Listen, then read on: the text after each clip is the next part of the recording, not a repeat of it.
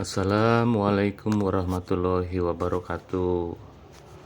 Jumpa lagi dengan saya, teman-teman, di Goodreads Channel pembelajaran untuk kita semua.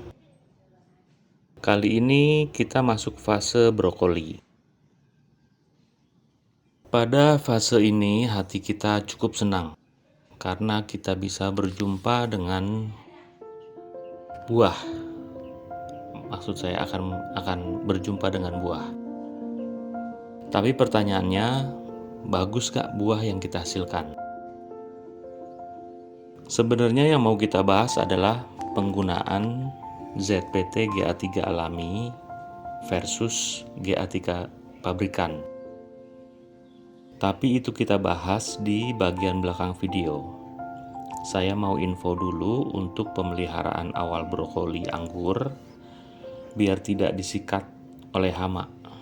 Jadi jangan sampai brokoli keluar terus gagal gitu. Karena ini tanamnya di tanah nih yang punya saya, jadi dari sisi perawatan lebih mudah daripada di planter bag. Tapi garis besar perawatannya sama. Tanam di tanah itu tanaman akan lebih handal untuk pertumbuhan, gizi, dan ketahanan terhadap penyakit karena akar bebas mencari makanan. Sedangkan di planter bag sedikit perlu perhatian ekstra, terutama air. Pada fase brokoli ini kita perlu lakukan penyemprotan dengan, saya pakainya Abasel, untuk menghindari 1. Jamur embun tepung. Karena jamur ini menghambat perkembangan brokoli, bisa bikin brokolinya pecah. Kemudian yang kedua tuh ada hama belalang. Dia suka ngerogotin biji brokolinya, yang ada yang dimakan, ada juga yang banyak yang dibuang. Jadi dia sering grogotin tuh kayak kalau kita lagi makan jagung. Nah ini nakalnya sama dengan anak-anak kecil kalau lihat brokoli buah anggur. Dia petik-petikin, dia lepas-lepasin tuh. Untung ini adanya di atas jadi bebas sama anak-anak. Tapi hama belalang nggak luput. Kemudian yang ketiga tuh ada hama kepik dan laba-laba kecil. Ini sering saya temui nongkrong di brokoli. Juga bikin sarang, bikin brokolinya nanti menggulung dan tidak berkembang. Saya sering usir, kadang saya tiup karena nggak tega gitu mau bunuhnya, jadi saya tiup biar pergi. Nah, ini lagi ada satu hama yang mengerikan karena kita nggak bisa lihat. Mendadak tiba-tiba buahnya layu, kering, atau rusak. Namanya hama trip.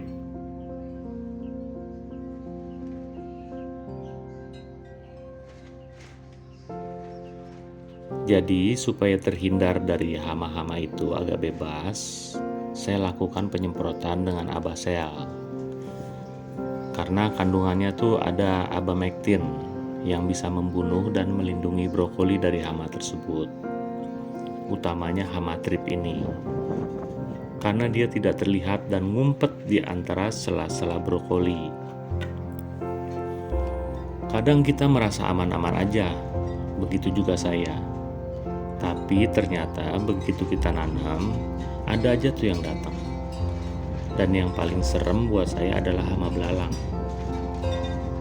Dia bisa lompat kapan aja, saat kita kerja atau kita nggak ada di tempat, dia nempel tuh. Tapi ya, lakukan penyemprotan.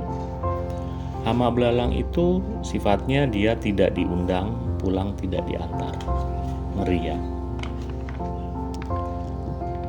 Kalau tidak disemprot, bunganya gagal mekar. Bisa juga jadi mekar, tapi berinya jadi jelek. Buahnya kadang burik dan elastisitas kulitnya juga berkurang. Nanti pada saat dia membesar, kulitnya pecah dan otomatis buahnya busuk dan nggak bisa dipanen.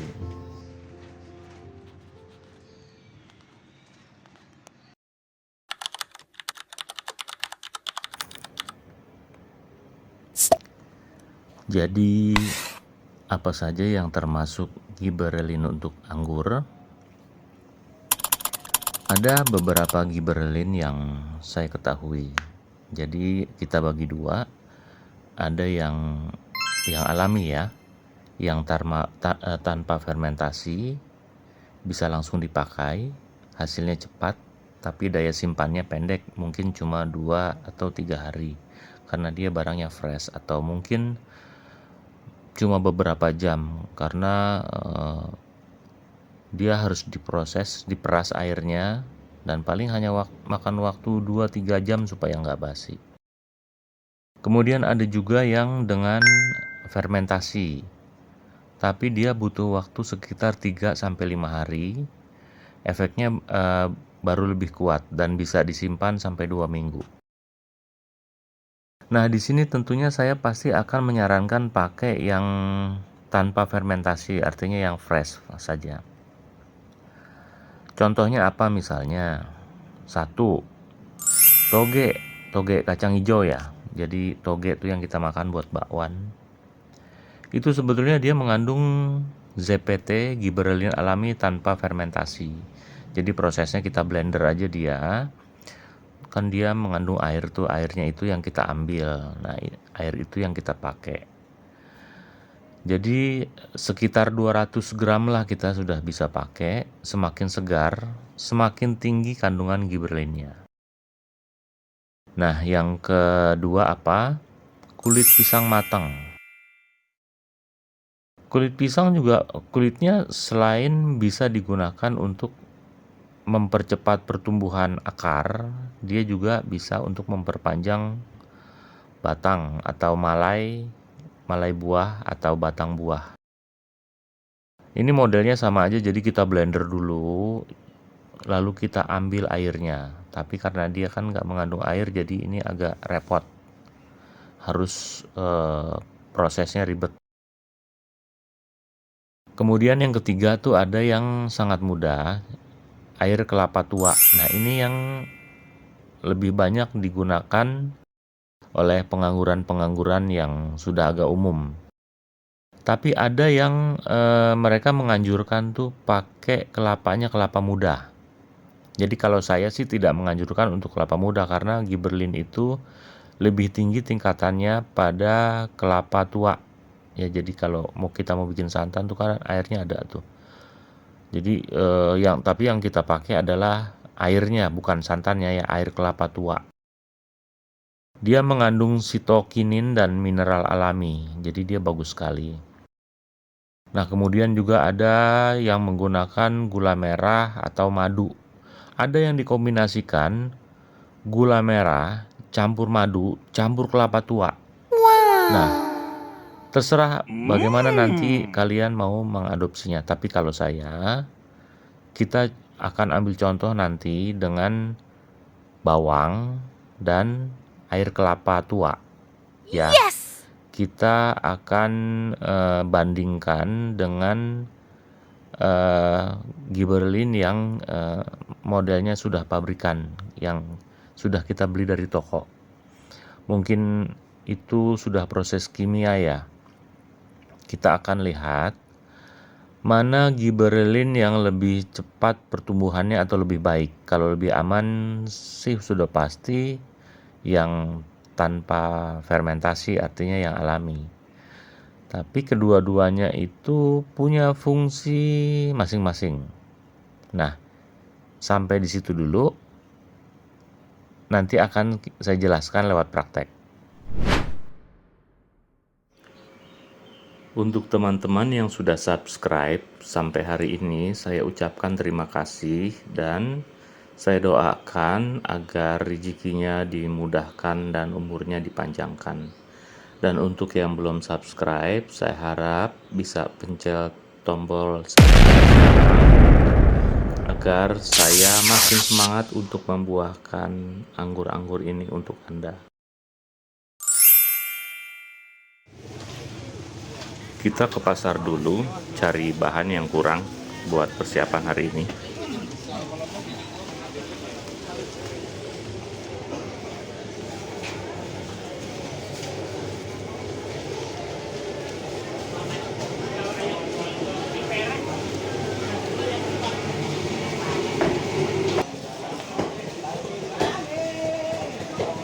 Air kelapa bang? Berapa biji? Ada 3 tuh, Pak. Satu aja. 2.000 ya? Iya. Di bawah. Ini juga ada, tapi nungguin orangnya datang dulu. Oh, makasih.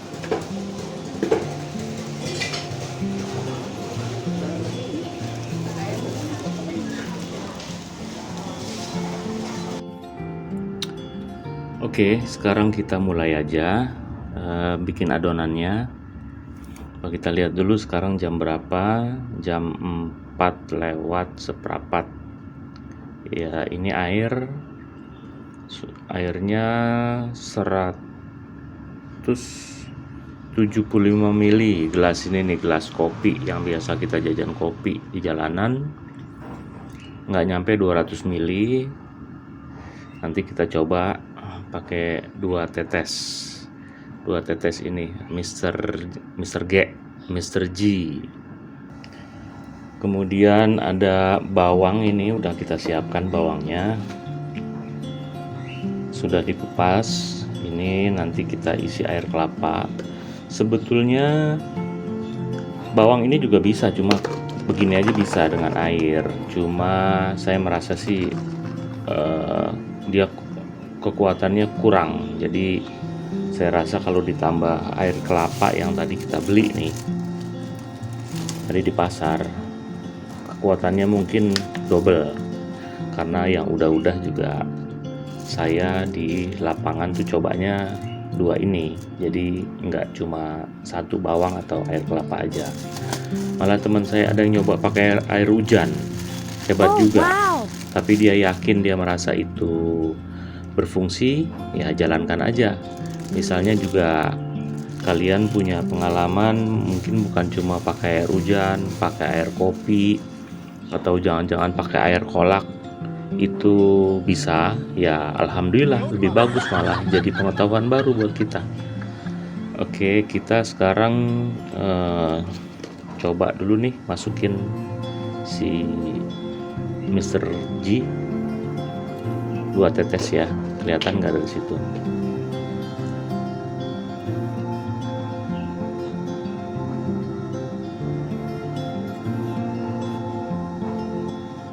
Satu, 2. Oke, sudah 2 tetes.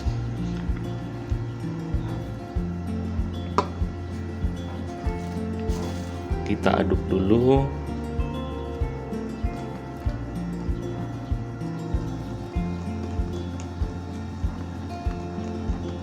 Jangan sampai ketukar. Oke, senyawanya biar nyatu dulu. Kemudian ini bawangnya kita masukin plastik, kita bejek dulu sampai dia hancur.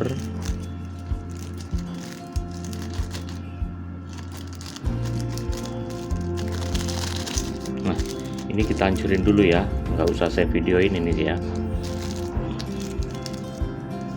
Sudah jadi, ini bawangnya sudah hancur. Kita masukkan dulu ke dalam cup kopi, cup plastik.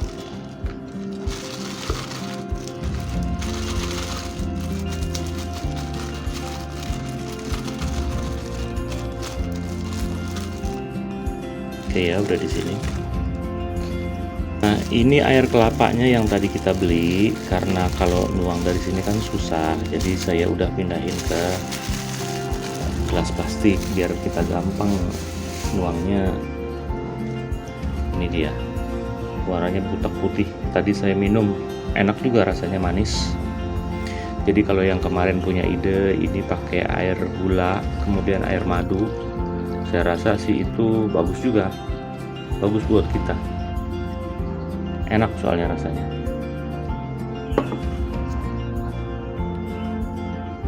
Kita aduk dulu.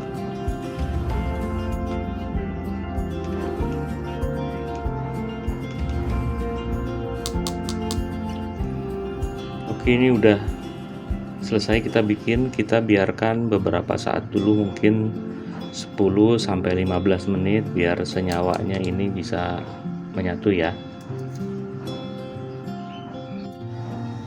Nah, sekarang kita coba dengan cairan yang pakai Gibberellin Mr. G dulu nih.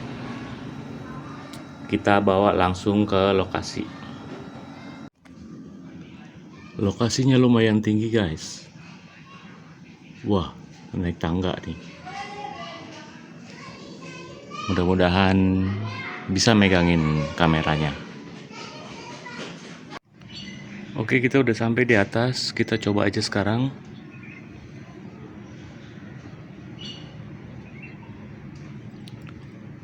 Bismillahirrahmanirrahim. Repot juga sih.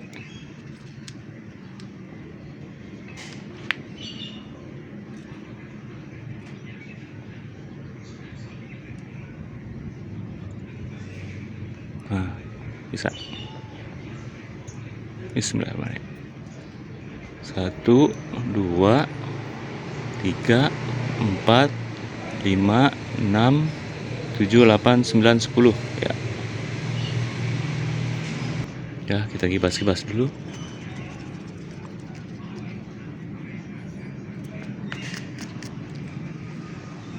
Pastiin gak ada residu yang nempel.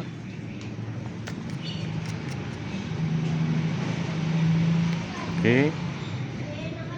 Ini sudah pakai Gibberellin Mr. G ya. Kita tandain pakai karet merah karena dia kan yang Mr. G punya. Nah, supaya nggak lupa. Ini ya kawan-kawan, pastiin lagi ini karetnya. Dan ini bawang merah dan air kelapanya kita saring dulu biar nggak ribet gini banyak sampahnya.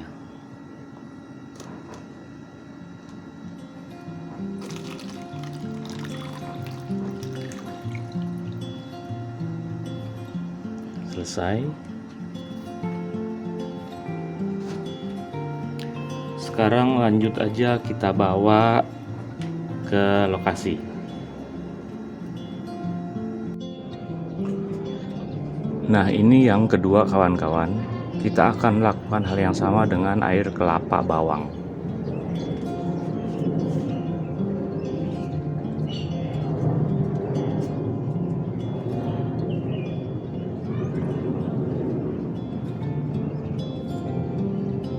Satu, 2, 3, 4, 5, 6, 7, 8, 9, 10. 1, 2, 3, 4, 5, 6, 7, 8, 9, 10.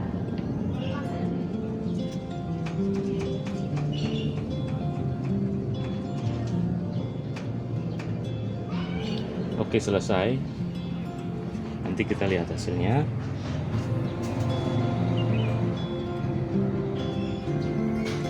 Jangan lupa karena ini adalah yang alami. Jadi kita gantung, kita kasih karet warna hijau.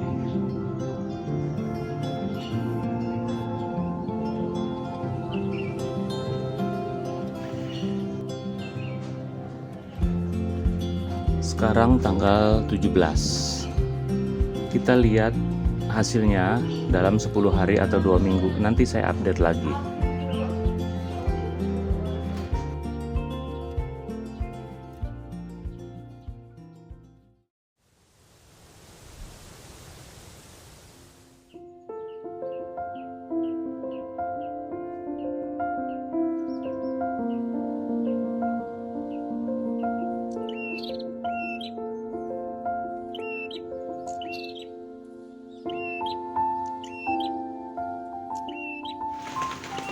Jadi setelah 10 hari inilah hasilnya.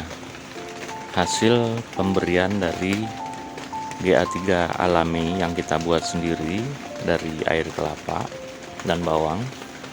Kemudian diaduk dengan GA3 yang kita beli yang sudah kemasan.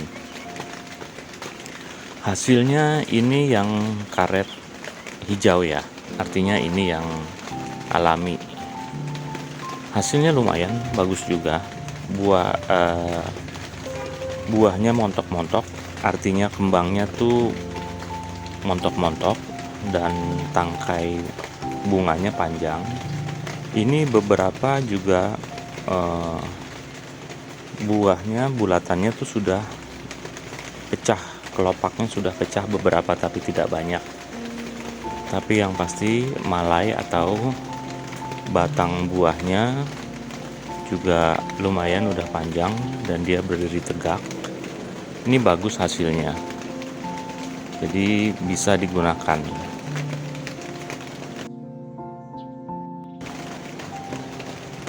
Kemudian kita bandingkan dengan yang GA3 kita beli di toko online. Ini hasilnya juga bagus. Batang buahnya juga panjang, besar, tegak. Ini bagusnya hampir sama dengan yang alami. Cuma di sini kelihatan itu kelopak bunganya lebih banyak yang pecah, yang sudah terbuka. Mungkin karena dia juga kan nggak ada naungan, jadi dia udah sering kena air hujan. Beda sama yang tadi, memang di sana tuh dia kena naungan. Nah, ini lebih banyak yang sudah terbuka kelopaknya, artinya bunganya sudah pada mekar. Jadi hasilnya saya bilang 50-50 sama kuat. Nah, cuma kalau dibanding dengan yang awal, berapa panjang dan berapa besaran, waktu itu tidak saya ukur pakai penggaris. Karena apa? Karena brokoli yang lalu itu masih sangat kecil. Jadi kalau saya perkirakan buah calon bunga yang mekar sekarang itu, dia mekarnya itu hampir sekitar 7 kali lipat sebelumnya. Nah, jadi kita sudah dapat jawaban ya dari apa yang kita lakukan kemarin. Nah, berikutnya adalah tinggal kita lanjutkan nanti GA3-nya setelah bunganya mekar semua. Jangan berikan GA3 pada saat bunganya sedang mekar. Biarkan masa mekarnya berlalu dulu, baru kita berikan GA3 berikutnya.